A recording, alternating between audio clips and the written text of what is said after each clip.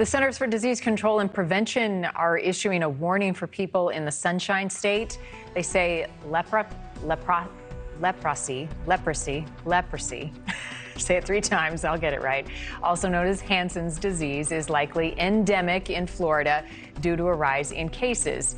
In the U.S., leprosy is historically uncommon, but cases have more than doubled in the South in the last decade. Joining me to talk more about it, Dr. Chris Pernell, Regent at Large for the American College of Preventative Medicine. Easy for me to say. What's the message here? Very concerning. Yeah, I think it's important for the public to understand, Marni, how leprosy is diagnosed and how you may be potentially exposed to it and whether or not it's curable. There has been a lot of stigma surrounding leprosy, meaning that it was thought to be very contagious. We now know that if a person is diagnosed early and as soon as they get into treatment, they are no longer contagious. You must remain in treatment for 2 years so that you can be cured of it. The second question is, why are we seeing a rise in leprosy cases in Florida? Has something shifted in the environment? We know that you can be exposed to the Mycobacterium that causes leprosy by exposure to armadillos, but that's really rare. So is there something else that's happening given that there has been recent population shifts in the area? And 2 years is the treatment. What does it entail?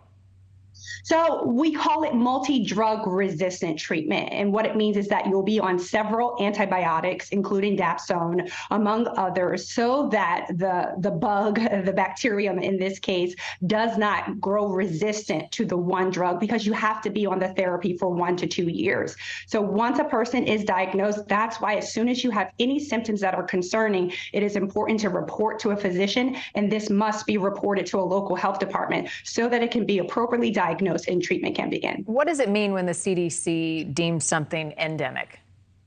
So when it's endemic, it means that it's occurring or rising locally. Previously, cases of leprosy were thought to occur in persons who had migrated or traveled to the United States from other endemic regions in the world. But what we're seeing across these last several years in Florida, Central Florida to be exact, is that people who have no known travel, have no known exposure to anyone with leprosy, and no known exposure to people who once lived in regions outside of the nation that are endemic are being diagnosed. So that leads us to think that there is something happening environmentally in those areas that is now growing within that population. Gosh, pretty scary to have so many unknowns. How do people protect themselves against leprosy?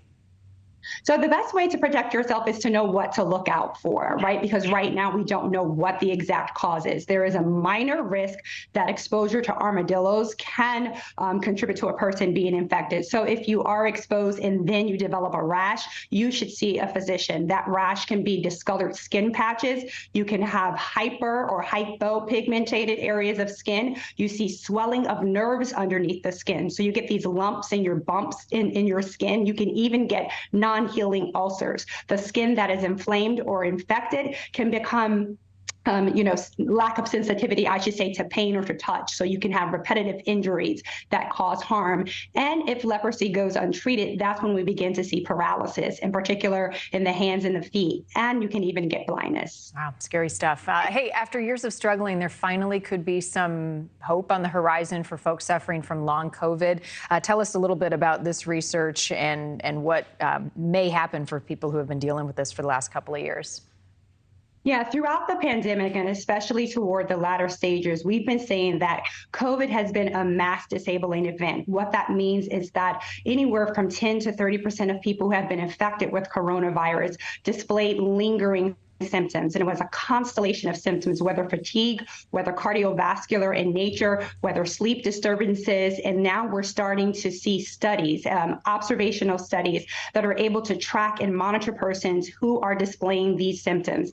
And research is being dedicated to understand what's the cause, because we really don't know. So what the NIH has done in this recovery project is to focus on multiple arms or multiple pathways of causation, whether those are things around electrical stimulation of brain circuits to help fight back against that brain fog that people are experiencing, or even having people stay on Paxlovid for as many as 25 days. The current standard is to treat someone for 5 days because the thought is coronavirus may linger in the body, contributing to long COVID. So we're beginning to have a better sense of what might be driving this mass disabling event that we're experiencing.